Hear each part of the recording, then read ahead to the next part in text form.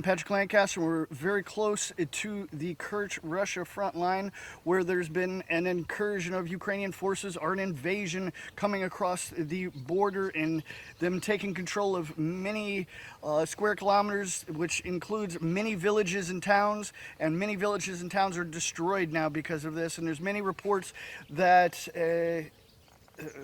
Ukrainian soldiers have been targeting civilians. We've seen other eyewitness reports and bring you as much as we can. And we actually found one person that's still living on the front line here in Kursk, seeing exactly what happens. Most have been evacuated that weren't killed, and we're just going to have a talk with him, see what the real situation is on the ground on the Kursk front line for the civilians. Здравствуйте. Можно представиться себя? Меня зовут Виктор, фамилию называть не буду. У меня просто есть родственники на Украине, не хочется, чтобы они пострадали. Понял. И где мы находимся? Мы находимся в Башсолдатском районе, Спасибо. Курской области. Обстановка наколенная, как бы ночами не спим. Вот бесконечные взрывы, бесконечно летает все, вот шумит, что держим хозяйство, остаемся рядом с хозяйством, с деревней. Деревню эвакуировали мы. Вот, бабушек много вывезли.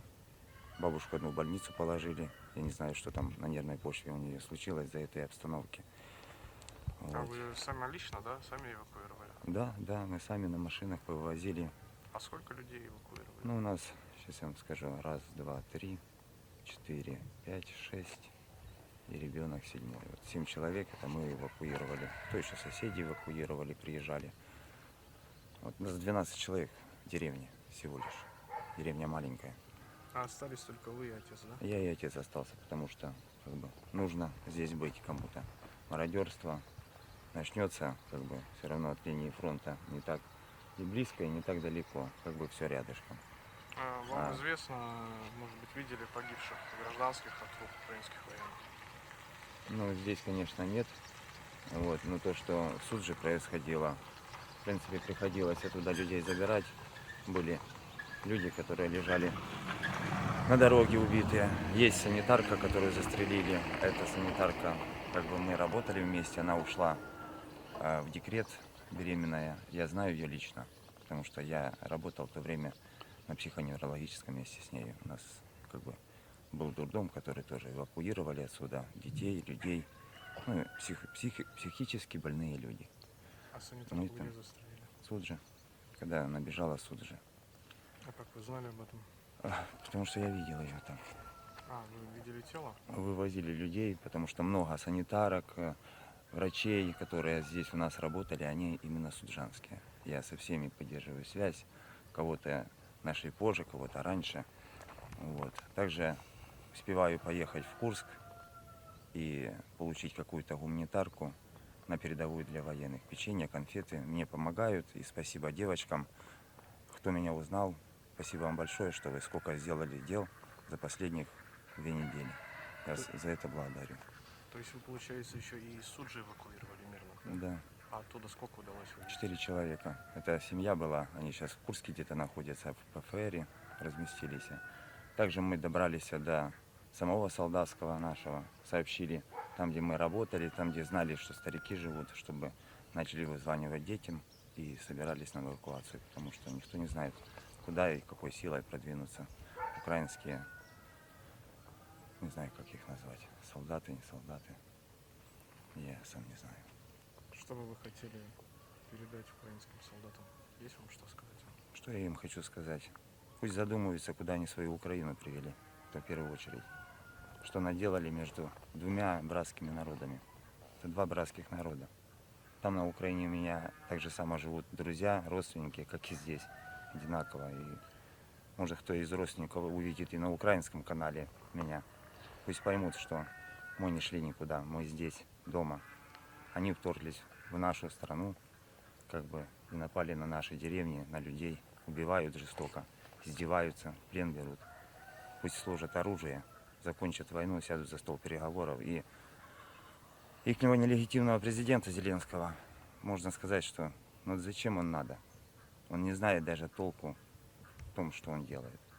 Просто до этого был Янукович, тот хоть и знал, хоть людей вел в страну нормальную, а сейчас просто хаос, разруха и война.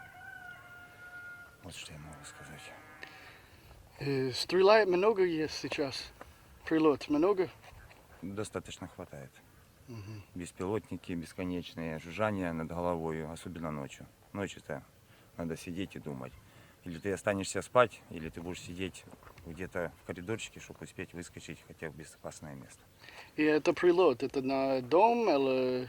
Ну, они обследуют территорию, они летят вот бесконечно. Если, например, горела машина наверху, отсюда было видно вдоль посадки, вдоль линии. А, это который гражданский погибший, да? Да, Да, мы видели это. да. И как вы думаете, почему они стреляют на гражданские машины или гражданский дом? Я думаю, просто фашизм, одним словом, фашизм. Они воюют с военными, а гражданские просто для них это легкая добыча. Если видишь, что это гражданская машина, зачем бить по ней, правильно? Просто они не разбираются ни в гражданских, ни в военных, они просто целятся во все, что движется. Но это неправильно. Я думаю, так. Normally I don't give you these smaller reports, but I think there's just so much important information coming. Of course, we've got the long frontline assault team, special forces reports coming to show you what the military side of it is. But it's very important to show you the civilian side. The civilians, the very few that, as you heard, just him and his father still living here in this village, that are still living on the front line of Kursk, and how this invasion and incursion has affected. I mean, we drove by so many cornfields, sunflower fields, just so many villages that just have to think. All of these families have lost everything. The corn's not going to get harvested. The vegetables aren't going to get harvested. How much money they put in at these simple farmers. Homes are destroyed. And this is because Ukraine came across the border and attacked them. And it's his words saying that Ukrainian forces are not deciphering their attacks between civilians and military. They're just attacking and destroying. And this is not the first eyewitness that we've had say this.